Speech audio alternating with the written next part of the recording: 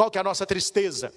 Quando você faz tudo o que pode fazer, você vai com o cesto para a colheita e volta com o cesto vazio. Essa é a tristeza de muitos corações, que confiou na mulher, confiou no amigo, confiou no parceiro de negócio, confiou no bitcoins, confiou em tudo, mas não confiou em Deus. Aí vai com o balaio vazio e volta com o balaio vazio. Você não tem alegria dos ceifeiros na colheita. Louvado seja nosso Senhor Jesus Cristo. Para sempre seja louvado. Acolho mais uma vez os que estão de maneira presencial aqui no santuário, você que acompanha essa Santa Missa da sua casa e você que vai ouvir esta pregação depois que ela foi aqui realizada. Meus irmãos, vale a pena dizer um óbvio, certamente todos vocês já sabem, mas vale a pena lembrar. É muito importante o pão da Eucaristia, presença real. Corpo, sangue, alma, divindade de nosso Senhor. Mas é muito importante o pão da palavra. Hoje, graças a Deus, pelo menos a maioria das pessoas da nossa Assembleia, elas têm uma formação mais apurada. Mas lembro-me, quando era coroinha, acólito, leitaúna, na Matriz de Santana, nós não tínhamos lá então a pastoral da acolhida, então os acólitos e coroinhas que ficavam na porta da igreja entregando o folhetinho. Quantas e quantas vezes as pessoas chegavam muito atrasadas na missa e perguntavam assim: mas até que hora que eu posso comungar se eu chegar na missa? Que na cabeça das pessoas elas iam à missa só para comer. Se eu receber a hóstia, valeu. Elas não davam importância à palavra, as leituras, a própria pregação do sacerdote. Hoje nós sabemos que Deus nos alimenta por essas duas vias: o pão da palavra e o pão da Eucaristia. Você de casa que nos acompanha há tempos, aqui no Frei Galvão no domingo, nós dedicamos um tempinho um pouco maior para nos aprofundarmos pelo menos na leitura dominical. O ideal seria que nós nos aprofundemos nas leituras diárias, mas não sendo possível para todos, a do domingo tem que ficar bem diluída para que nós entendamos o que aconteceu e o que acontece com a palavra que é perene. Dito isso, meus irmãos, faço-lhes uma pergunta. Se você já dormiu numa casa de roça, na fazenda, no sítio, principalmente aqui em Minas, onde as janelas são de madeira, se ninguém te chamar e você estiver cansado, e você ficar esperando o raio do sol te acordar, você vai levantar meio-dia, 1, 2 horas da tarde, que é toda hora que você abre o olho, o quarto está escuro, e muito escuro. Aí você abre o olho e diz: ih, é madrugada. Aí você volta a dormir. Passa 1h30, 2 horas, você abre o olho de novo. Demorando o sol nascer, hein? Volta a dormir de novo, até que alguém bate na porta. Vagabundo, preguiçoso. Brincando, né? Levanta aí, está na hora do almoço. Mas quantas horas já são? 1h da tarde, meu filho. Aí você levanta meio assim, tordoado. Você abre a janela, mas aquele sol rachando. Só que a janela é de madeira e o sol não passa. Seria uma loucura a pessoa que está nas trevas dizer que não existe luz. Não, a luz existe. O sol nasceu. O dia está lindo. Mas a pessoa está intocada. Ela está num quarto e ali não há brechas para que a luz ela possa entrar. Meus irmãos, o mundo é este quarto. Se você não abrir a janela e as portas do teu coração, a luz de Cristo não entrará na tua vida. E ela já nasceu. A primeira leitura diz que o povo que andava na escuridão viu uma grande luz. Para os que habitavam nas sombras da morte, uma luz resplandeceu. Isso está no profeta Isaías, no capítulo 8. A luz é Jesus. Mas se você está nesse quarto escuro, com a porta trancada, com a janela fechada, principalmente em zona rural, janelas de madeira, se você não abrir a janela, o sol não te iluminará. E aqui, meus irmãos, não vale desculpa e nem procurar culpado, alegando que você não sabia que o sol já tinha nascido. Isaías solta aqui a profecia que vai se realizar no Natal de nosso Senhor, que nós celebramos há pouco. Aquela criancinha na gruta de Belém é a luz de Deus. O povo que andava nas trevas viu essa grande luz. Para os que habitavam nas sombras da morte, uma luz resplandeceu. Ou seja, não há problema algum de lá para cá. Se há algum problema, é de cá para lá. Então muitas vezes as pessoas reclamam que a vida está difícil, que elas não têm alegria, que a vida não tem sabor, que é um problema atrás do outro, uma tristeza atrás da outra. A pergunta é: será que você já conseguiu abrir a janela? Será que essa luz de Cristo, ela já refletiu na tua vida? Porque Isaías vai dizer também: fizestes crescer a alegria e aumentaste a felicidade. Fizestes crescer a alegria e aumentar a felicidade. Quem que faz isso? O próprio Deus. O nosso problema é que nós procuramos alegria e felicidade nas coisas perecíveis, e colocamos ali a nossa vida, colocamos ali a nossa esperança. Eu esperava demais em fulano de tal, e ele me decepcionou. Eu comprei uma coisa caríssima, já estragou. Eu comprei um carro importado, já bateram nele, está amassado. E a nossa vida é assim.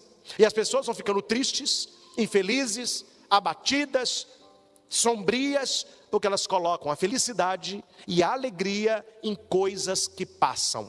Isaías está dizendo com clareza: é Deus quem faz crescer a nossa alegria, é em Deus que vai aumentando a nossa felicidade. Eu tenho comparado muitas vidas, estou falando mal, nem vou falar o nome da marca aqui, né? Mas é um chocolate que a gente gosta muito, que tem aquelas barras grandes, né? É sinônimo de menino. Se você não fala menino, tem essa outra palavrinha. A barra, meu filho, continua do mesmo tamanho. Mas aqui para nós, não é? Quem é da década de 80 e 90, você lembra o tabletaço que era. Era uma coisa, não. O preço ficou o mesmo. Mas o chocolate, quanta diferença, dá quase uma folha de papel. Vão diminuindo e tira daqui, tira de lá e diminui. E a coisa ficando tão fina, tão sem graça, que nem o sabor na boca fica. E eu já visitei a fábrica e perguntei lá para o funcionário: por que dá essa merreca? E qual que é a desculpa do cara para mim? Para cima de mim, meu filho? Mas eu não falei nada, né? Não, falou comigo assim: é porque na década de 80 e 90 as famílias eram muito numerosas, então era uma barra para a família toda, então tinha que ser. Hoje em dia a família é pouca gente, tem um filho só, quando é dois, então esse aqui é suficiente. Falei: tá bom, eu vou acreditar na desculpa, né? Meus irmãos, cuidado, porque a nossa vida espiritual, ela pode estar parecendo com essa barra de chocolate. Ela vai minguando, ela vai diminuindo, ela vai perdendo a espessura, ela vai perdendo o valor, porque nós não estamos procurando no lugar certo a felicidade e a alegria que vem de Deus. Padre, de maneira concreta, como que faz isso? Você vai começar a namorar, coloque o seu namoro em oração. E pede para Deus abençoar aquele rapaz, abençoar aquela moça, para que tudo concorra para o seu bem e santificação. As pessoas não rezam, as pessoas não perguntam se é para ser, as pessoas não colocam o relacionamento em Deus. Eu vou namorar porque eu quero namorar, vai ser assim e vai ser com essa. Passa pouco tempo, o sofrimento está batendo a porta. Eu fui traído. A pessoa me abandonou. Terminou comigo por mensagem ou WhatsApp. Nem me olha. Eu entro num lugar, se a pessoa está, ela sai. Será que lá no início você colocou a felicidade e a alegria que seria fruto deste namoro em Deus? Ou você colocou a felicidade e a alegria nesta pessoa que é perecível? Eu vou ser feliz e alegre quando eu trabalhar naquela empresa e receber tal salário. E a pessoa percorre isso. Ela pode até estar na empresa, ela pode até receber aquele salário, mas é um saco roto, é um saco furado, é um coração que não sustenta. Passa pouco tempo, ela se vê deprimida, problemas no trabalho, competição empresarial, um passando a perna no outro, você acaba pedindo para sair, e lá na frente você vai dizer: meu Deus, se eu soubesse que tinha sido assim, nem na porta eu passava. E era o seu sonho maior. Por que essas coisas acontecem? Você queria trabalhar, você fez tudo para trabalhar, você queria aquele salário, mas você não colocou em oração. Senhor, Tu és o fundamento da minha alegria, da minha felicidade. Eu tenho o sonho de trabalhar neste local. Se é para mim, abra as portas. Se não é para mim, me indica qual é o meu caminho. Onde o Senhor quer que eu esteja? A gente não reza no início, mas reza no final, quando o leite já derramou. Nós não consagramos o leite no início na vasilha. Nós rezamos quando o leite já derramou. E nós vamos aprender mais cedo ou mais tarde que alegria e felicidade é fruto do amor a Deus. E quem ama a Deus, e quem encontra felicidade em Deus, alegria em Deus, tudo mais vos será acrescentado. Aí você terá um namoro abençoado, você terá uma família satisfatória, um trabalho que te realiza, um casamento santo, filhos rebentos de oliveira no seio da tua casa. É só alegria, é só bênção. Mas se você colocar Deus como seu fundamento, Isaías vai dizer ainda mais: todos se alegram na presença de Deus, todos se regozijam na presença de Deus. Ele faz duas comparações. Na presença de Deus nós temos alegria como ceifeiros da colheita, e nós ficamos exaltados como os guerreiros que dividem os despojos. Está aí na primeira leitura. O que significa ceifeiros na colheita? Eles foram com o balaio vazio e voltaram com o balaio cheio. Eles foram colher uvas e tinha muita, foram colher trigo e tinha muito, foram pegar figo e tinha muito. Ceifeiros alegres no dia da colheita. Qual que é a nossa tristeza? Quando você faz tudo o que pode fazer, você vai com o cesto para a colheita e volta com o cesto vazio. Essa é a tristeza de muitos corações, que confiou na mulher, confiou no amigo, confiou no parceiro de negócio, confiou no bitcoins, confiou em tudo, mas não confiou em Deus. Aí vai com o balaio vazio e volta com o balaio vazio. Você não tem alegria dos ceifeiros na colheita. E o segundo exemplo são os guerreiros. Os guerreiros que dividem os despojos. O que seria um despojo? No plural, despojos. É aquilo que os guerreiros pegavam depois de vencer o outro exército. Se era numa cidade, tudo que a cidade tinha de valor, eles pegavam. Se era um exército, pegavam as melhores armas, espadas melhores, escudos, etc. E não há vitória sem batalha. Aqui, meus irmãos, a pergunta é uma. Agora é você no espelho da verdade. Não interessa para o padre, não interessa para quem está do seu lado. Interessa você. A sua vida, o seu casamento, a sua família, o seu trabalho, o seu estudo, as suas amizades têm trazido para você alegria e felicidade? A sua vida, ela está crescendo na alegria e a felicidade está aumentando a cada dia? Você pode dizer: olha, em 2026, começamos agora, porque estamos no primeiro mês ainda, em 2026, e essa palavra se cumpre na minha vida. Eu estou alegre como um ceifeiro na colheita. Estou exaltado como guerreiro que divide os despojos. Ou você é da turma: minha cesta está vazia, e na verdade o despojo que levou foi o outro, eu é que perdi, o outro é que ganhou. É preciso, meus irmãos, abrir o coração. É preciso escancarar a janela. É preciso deixar que a luz de Cristo ilumine a nossa vida, para que tenhamos alegria, felicidade, fartura e vitória. 4 presentes de Deus: alegria, felicidade, fartura e vitória. A pergunta é: a sua vida hoje tem felicidade, alegria, fartura e vitória? Sim! Glória a Deus. Não, a janela está fechada, né? Aí Jesus vai dizer no Evangelho qual é o problema. Por que você não tem uma vida de alegria, felicidade, fartura e vitória? Porque falta abrir a porta da conversão. Falta a mudança de vida. Falta abandonar o que deve ser abandonado. Falta limpar o interior. Falta deixar a luz de Deus entrar. Tem um canto muito bonito na igreja, que o refrão é assim: deixa a luz do céu entrar. Ninguém se conhece, né? Deixa a luz do céu entrar. Abre as portas, abre bem as portas do teu coração e deixa a luz do céu entrar, porque a luz já está aí. Mas se você entrar num quarto, fechar a janela, a luz não pode entrar. Então o problema não é com a luz, meu filho, o problema é com você. Ah, pai, por que eu não tenho uma vida feliz, alegre, com fartura e com vitória? Aí uns vão dizer: é porque Deus não me abençoa, é porque Deus abençoa o outro. Não, meu filho, a questão não é Deus, a questão é você. Por que Deus abençoa um e não abençoa o outro? Sendo que Jesus disse: meu Pai, Ele faz cair a chuva sobre justos e injustos. O sol, Ele brilha sobre santos e pecadores. A graça de Deus é para todo mundo, mas o seu coração frutificará de acordo com a tua vida. Que as pessoas hoje adoram encontrar desculpa e culpado. E a palavra vai dizer que a chuva é a mesma. Pensem, compadre, aqui, só para você exercitar a mente. Está chovendo numa plantação, num pomar. Presta atenção no exemplo. Nós temos lá um pezinho de limão, temos lá um pé de manga, temos uns pés de moranguinhos. Vamos ficar com esses três aí. A chuva está caindo. A chuva que cai na manga, desse tamanho, doce, amarela, suculenta. A chuva que cai no morango, que não é amarelo, vermelho, grande, suculento. A chuva que cai no limão, vamos apertar a situação, limão capeta, você me entende? Põe um capeta nisso aí, um limão capeta, grande, mas azedo. A chuva, meus irmãos, que gerou a manga doce, é outra, porque outra água caiu no limão azedo, sim ou não?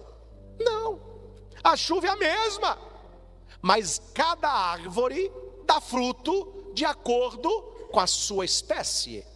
Tem gente que dá fruto de descrição, discrição, educação, perdão.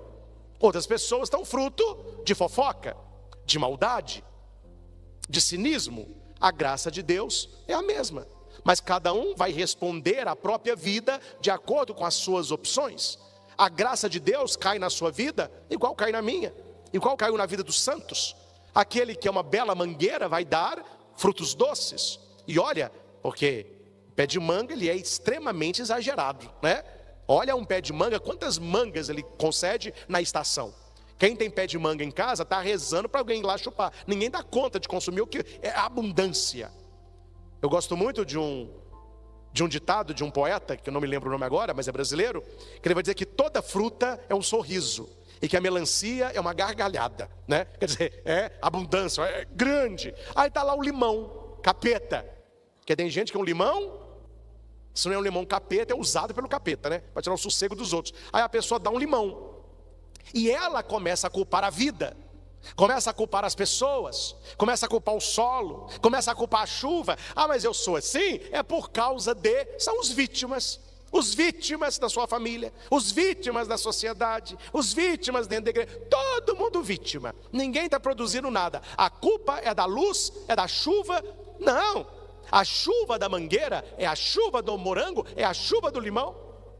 É por isso que a leitura vai dizer, se as pessoas têm alegria, felicidade, fartura e vitória, e você não tem, você tem que parar de olhar para o outro e ver qual é o problema na sua vida. Por que as pessoas são abençoadas e eu não sou? Por que as pessoas são felizes e eu não sou? Por que as pessoas têm fartura e eu não tenho? Por que as pessoas têm vitória e eu só tenho derrota? Nós ficamos buscando a resposta fora.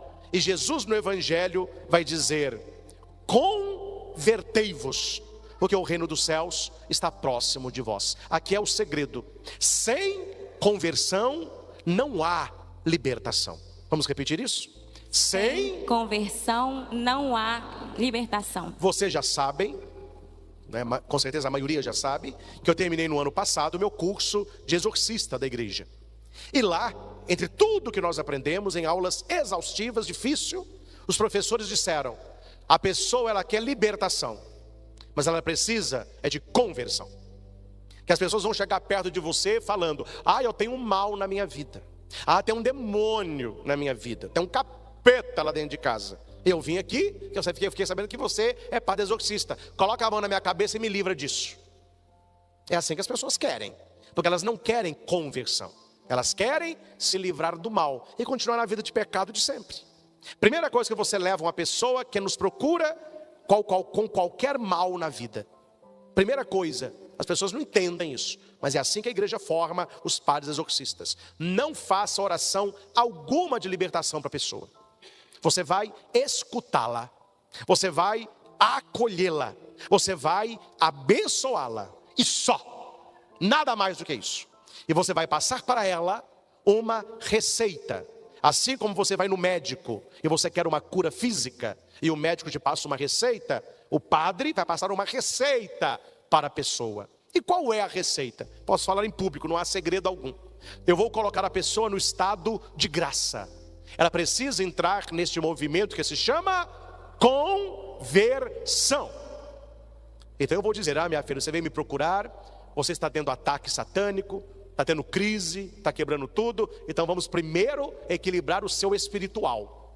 Quanto tempo tem que você não se confessa? Quanto tempo tem que você não comunga em estado de graça? Quanto tempo tem que a sua família não reza o terço todo dia? Quanto tempo tem que você não lê o evangelho do dia, todo dia? Então eu vou te passar aqui a receita, ó. Tá aqui a receita, ó. Eu não posso te confessar, que como eu vou te atender na libertação, eu não posso ser o seu confessor. Então procure um padre, faça uma revisão de vida profunda, procure uma conversão sincera e confesse principalmente os pecados mortais, os pecados que a gente diz cabeludo, aqueles pecados que você cometeu vida fora e não se confessa há anos, e não se confessa e está aqui comunga, não se confessa e está e comunhão em cima, pecado mortal e comunhão em cima. E as pessoas não entendem que a sagrada comunhão para pecado mortal é trampolim para condenação. Quem não discerne o corpo e o sangue do Senhor, e quem está em pecado mortal, não se aproxime da comunhão. Primeira coisa que a pessoa tem que fazer, uma confissão da vida. E eu passo para ela aqui, ó, aqui é o exame de consciência. Tudo isso aí é pecado. Marca os que você tem e se confessa. E ela vai procurar um padre, e vai fazer a confissão. E eu digo para ela: depois da sua confissão, vá à missa e comungue. Todo domingo, missa e comunhão. Vá à missa e comungue. Se você não puder comungar, porque tem pecado mortal, confesse, vá à missa e comungue. Primeiro, confissão. Segundo, eucaristia. Terceiro, terço diário em família. Diga à sua família toda que você precisa deles para que você seja liberto deste mal que você está me dizendo que está na sua vida. Aqui eu não sei se tem ou não tem o mal, mas suponhamos que você está me dizendo uma realidade. Não se combate o mal longe de Nossa Senhora. É ela que pisa na cabeça da serpente. Deus diz: colocarei inimizade entre ti e os descendentes dela. O diabo tem ódio de Maria, então coloque Maria na tua vida. Chame a sua família para rezar o terço todo dia. Não demora mais que 25, 30 minutos. Não é possível que você que está aí falando que tem ataque, que tem um demônio na sua vida, um diabo na sua casa, você não tem meia hora para rezar um terço. Então reúna a sua família. E não é só você não, é a sua família inteira. Reze o terço. Quarto, leia o evangelho do dia, todo dia. Isso não demora 3 minutos. Tem aplicativo, pode ir na Bíblia, você pode ouvir padre lendo, irmã de caridade, isso aí não falta. Tenha contato com a palavra de Deus. E por último, antes de dormir, reze com tranquilidade o prólogo de São João. Aquela introdução antes de começar o evangelho. No princípio era a palavra era Deus. Está a receita, está aqui, minha filha, vai fazer isso aí. Daqui a 15 dias você volta. Vocês estão prestando atenção nisso? É agora, entre aspas, que o bicho pega. Isso não está pegando ela, né? Passa 15 dias, ela volta. Voltei. Tá bom. Você vai me dar a bênção hoje? Calma, Lagoa andou. Você fez a confissão de vida? Fiz. Você está indo na missa todo domingo, está comungando? Faltei 2, uma eu fui. Você está rezando o texto todo dia? Não dá. Todo dia a gente não tem o costume, mas eu rezei. Desde que o Senhor me deu essa instrução, por semana uns 2, 3 eu rezei. Está lendo o evangelho? Mais ou menos. Tem dia que dá, tem dia que não dá. E está rezando o prólogo antes de dormir? Rezei no início, depois eu me senti mais calma, não rezei mais não. Meus irmãos, os senhores sabem qual é a orientação que a igreja me dá para um caso desse? Os senhores sabem ou não sabem? Então, se os senhores não sabem, vocês vão ficar sabendo. Para quando acontecer, vocês já virem sabendo o que te espera. Olha, minha filha, está aqui um cartão amarelo para você. Não tem bênção, não tem orientação e eu não vou te atender. Eu vou te dar mais 15 dias para você colocar em prática o que eu te passei. E eu já vou te pedir, se você não fizer, não volte mais. Porque a conversão e a luta contra o mal, ela não vem de fora para dentro. Ela vem de dentro para fora. Quem é a principal interessada em ficar livre de uma tentação demoníaca, de uma presença do mal na sua vida ou na sua casa? É a pessoa. Ela é a primeira interessada. Agora, meus irmãos, você pede para a pessoa fazer uma confissão, a pessoa não faz. Pede para ela rezar um terço em família, não dá tempo. Pede para ir à missa comungar, eu faltei. Eu não estou lendo a Bíblia. Então, meu filho, você está gostando do capeta que você tem. Então fique com ele e me deixe em paz. As pessoas querem que a igreja tire o mal, mas elas não querem o quê? A conversão. É por isso que no curso de exorcista, os padres falaram exaustivamente para os padres que fizeram o curso. Foi lá no Rio de Janeiro. Ano que vem tem o último módulo em Roma, mas é só para concluir, porque Roma tem que dar a chancela, né? Foi lá no Sumaré. Até o cardeal do Rio de Janeiro esteve conosco lá. Os professores falavam exaustivamente: senhores padres, sem conversão não há libertação. Sem conversão não há libertação. Primeira coisa que a pessoa precisa para mudar a sua vida, para receber a bênção, para ser livre do mal: conversão. Depois da conversão, a libertação. A pessoa busca a libertação, mas ela não busca a conversão, que é a mudança de vida. Meus irmãos, você que é cristão, que é católico, certas coisas você precisa saber na ponta da língua. Eu jamais, seria uma incongruência muito grande, eu jamais vou cobrar dos senhores que vocês tenham um conhecimento bíblico e teológico de um padre, alguém que estudou anos para estar à frente de uma paróquia. Mas o mínimo que um cristão católico deve saber, o senhor e a senhora devem saber. Se alguém perguntar para você qual foi o teor, o conteúdo da primeira pregação de Jesus. Jesus viveu 30 anos numa vida oculta com a sua família. Nós temos pouca coisa que aconteceu com ele. Nós temos na Bíblia o seu nascimento, temos a fuga para o Egito, a apresentação no templo, temos Jesus com 12 anos e só. Ele aparece com 30 anos para o batismo de João. Ele vai para o deserto, é tentado pelo diabo, ele vence a tentação, ele volta e começa a sua vida pública. Aí ele começou a pregar, ele começou a operar milagres e a libertar as pessoas do demônio. Se alguém te perguntar assim: o que Jesus fez nesta terra durante os 3 anos que ele teve uma vida pública? Saia dessa, meus irmãos, desse pessoal de rede global, desse pessoal dessa geração mimimi, a turma do Todes, sai dessa, que o pessoal já tem a resposta na língua. Jesus pregou o amor. Eles só sabem falar isso. Essa é a resposta clássica para quem não tem formação nenhuma, nem de Bíblia, nem de teologia e nem de catecismo. Jesus, não. A resposta é: durante 3 anos, Jesus anunciou o reino de Deus, Jesus curou os doentes e Jesus expulsou os demônios. É isso que ele fez. Ele estava pregando o reino, a conversão, ele estava curando as doenças, ele estava expulsando demônios. Leia os 4 evangelhos, Mateus, Marcos, Lucas e João, se você vê alguma coisa diferente desses 3 pontos. Ou ele está pregando, ou ele está curando, ou ele está fazendo exorcismo. É isso que Jesus fez. E a minha pergunta é: depois que Jesus, são 3 tópicos, foi batizado, depois que ele foi para o deserto, e quando ele começou a vida pública, qual foi o teor da sua primeira pregação? Aqui, senhores, é uma coisa óbvia, fácil, de catequese, e tem gente que não sabe responder. E onde está a resposta, padre? No evangelho que nós lemos agora. Jesus, ele vai sair da região que ele estava, porque eles prenderam João, mataram João, e Jesus viu que ali estava perigoso para ele. Então ele vai para a Galileia. Ele sai da região da Judeia, que é o sul, ele vai para o norte, Galileia. Por isso fala Jesus Galileu, música do Padre Zezinho, um jovem Galileu. E por que Jesus vai para a Galileia, onde diz aqui, território de Zabulon, de Neftali? Porque ali os gentios se misturam com os judeus. É uma terra de ninguém, é um lugar onde as pessoas não dão grande valor. Você já conversou com alguém que nasceu num lugar muito pequeno, numa rocinha, mas a pessoa fala que nasceu numa cidade grande? Eu conheço uns 3 por aí. Nasceu num lugar onde o Judas perdeu a meia, porque a bota perdeu antes. Longe. Onde você nasceu? Eu nasci em Uberlândia. Eu nasci em BH.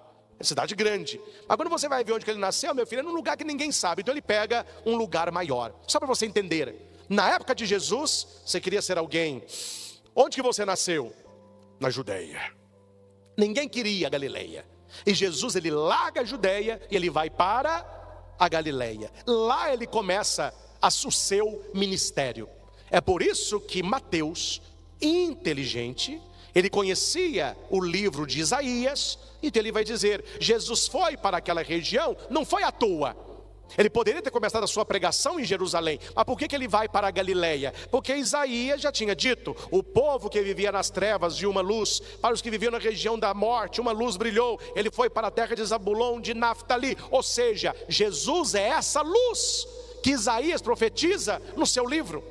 Então quando a gente fala abrir o coração à luz, não é uma luz que é uma energia, não é a luz do sol, não é a luz do seu celular, é a luz que é Jesus Cristo. Quando você abre o coração para Jesus Cristo, Ele ilumina toda a sua vida, e você tem alegria, felicidade, fartura e vitória. Não sei se você quer, eu quero uma vida feliz, eu quero uma vida alegre, eu quero uma vida com fartura, principalmente espiritual, de amizades verdadeiras, de família, de saúde. E eu quero muitas vitórias da minha vida. Alegria, felicidade, fartura e vitória. É por isso que no primeiro discurso daquela luz que brilhou, Jesus vai dizer, primeira palavra de Jesus, publicamente, convertei-vos, porque o reino dos céus está próximo de vós. Agora os senhores sabem, se alguém perguntar para você, qual foi a primeira pregação que Jesus fez quando ele começou o seu ministério público? Conversão. Porque ele é o reino de Deus. Ele está ali. Então o reino de Deus está próximo. Se você conversa com quem não sabe Bíblia, e não é nem católico muito fervoroso, as pessoas já têm na ponta da língua. Ah, Jesus começou a pregar o amor, é love. É a turma dos ursinhos carinhosos. Lembra dos ursinhos carinhosos?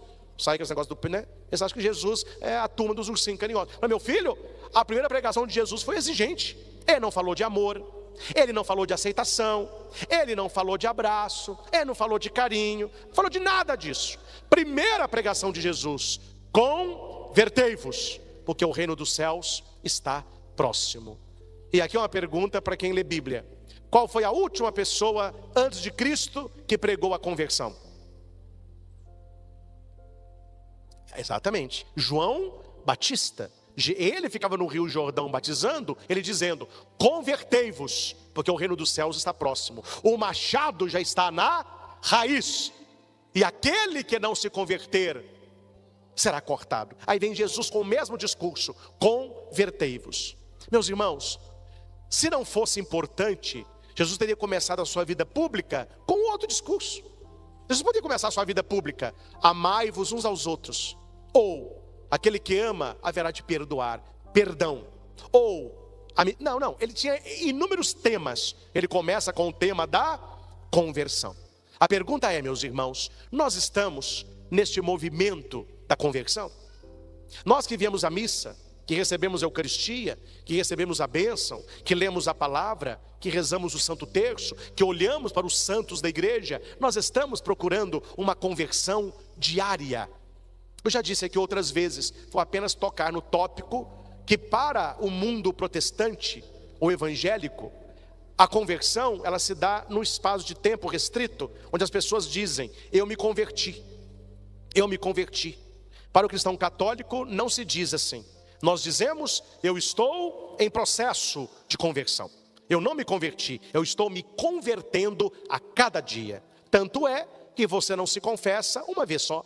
Você vai no padre e se confessa. Passa pouco tempo, está você lá de novo. Por quê? Porque você caiu, porque você pecou, porque eu pequei, eu errei, e eu procuro meu confessor. E isso é um movimento de conversão, largando o pecado e aderindo a Deus. Meus irmãos, veja o que Jesus diz. Você precisa de conversão. Jesus olha para você, olha para mim, e ele diz, você precisa de conversão. O mundo, ou o diabo, vai dizer, não, você não precisa de conversão. Você precisa de aceitação. Você precisa de inclusão. O que nós ouvimos mais hoje de pessoas que estão fora da igreja para a nossa igreja? A igreja católica tem que aceitar mais as coisas. A igreja católica tem que ser mais inclusiva. É porque o diabo tem esse discurso. O diabo vai dizer, não, você não precisa de conversão. Quem que está falando de conversão? Você precisa de inclusão e aceitação. Aí você vai no evangelho, Jesus não diz nada de inclusão nem de aceitação. Ele nos chama uma vida de conversão. Ou seja, Bênção, as pessoas querem. Libertação, as pessoas querem. Alegria, felicidade, fartura e vitória, as pessoas querem. E conversão. E abrir a porta. E abandonar o pecado. E ter uma vida mais santa. E olhar para a vida dos santos, como eles se converteram e como eu sou chamado a me converter. Meus irmãos, quando o coração de alguém, isso que vai dizer Bento 16, quando o coração de alguém está cheio do amor de Deus, um espírito de adoração e vigilância, maior será a sede de conversão. Quanto mais a pessoa vive longe de Deus, e ela vive os valores do mundo, ela não pensa em conversão. E eu converso com muitas pessoas, tem gente que não pensa em conversão. Elas pensam em felicidade, elas pensam em construir a vida do jeito delas. A vida é minha, eu faço o que eu quero. Para o cristão a vida nunca foi sua. Jesus nos comprou a preço de sangue, e a minha vida é do jeito dele. Eu tenho que agradar a ele. A santidade é ser amigo dele. E por último, ninguém se converte verdadeiramente, ninguém muda a mente, tampouco o coração, se você continuar na vida de ontem, na vida de sempre. Para ilustrar a conversão, o Evangelho nos mostra o convite aos 4 primeiros discípulos. O nome estão aí: Pedro, André, Tiago e João. São homens que estão ali e Jesus os convida. Mas não deixe passar despercebido o mais importante da resposta. Estão prestando atenção? Não deixe passar despercebido o mais importante da resposta. Estou no versículo 18. Jesus andava à beira do mar da Galileia e viu 2 irmãos, Pedro e André. Estavam lançando as redes no mar, porque eram pescadores. Jesus disse a eles: segui-me. Vou saltar aqui. Tiago e João estavam na barca do seu pai Zebedeu, consertando as redes. Jesus o chamou. Aqui é o chamado. Atenção, o chamado ao seguimento e o chamado à conversão. Agora, meus irmãos, preste atenção. O que eles fizeram, que nós temos muita dificuldade de fazer, está no texto, escancarado, mas tem gente que não vê. É o verbo deixar. Há pessoas que querem seguir Jesus, mas não querem deixar o pecado. Querem seguir Jesus, mas não querem abandonar aquela situação que é pecado. E aqui diz: Pedro e André imediatamente deixaram as redes e seguiram Jesus. Tiago e João imediatamente deixaram a barca do seu pai e seguiram Jesus. Sabe o que significa a palavra deixar? É a palavra renunciar. Grandes renúncias demonstram grande amor. Para seguir Jesus de verdade, somente Jesus e a pessoa conhece o peso e o tamanho das suas renúncias. Eu não vou aqui abrir a vida, que vocês estão aqui para escutar sobre a minha vida, sobre a palavra de Deus. Mas certamente vocês já têm noção do peso e do tamanho das minhas renúncias para ser quem sou e para fazer o que faço. Grandes renúncias. Para seguir Jesus tem que deixar alguma coisa, tem que renunciar a alguma coisa. As pessoas não renunciam a nada, as pessoas não deixam nada. A coisa mais complicada hoje é você orientar um penitente na fila de confissão.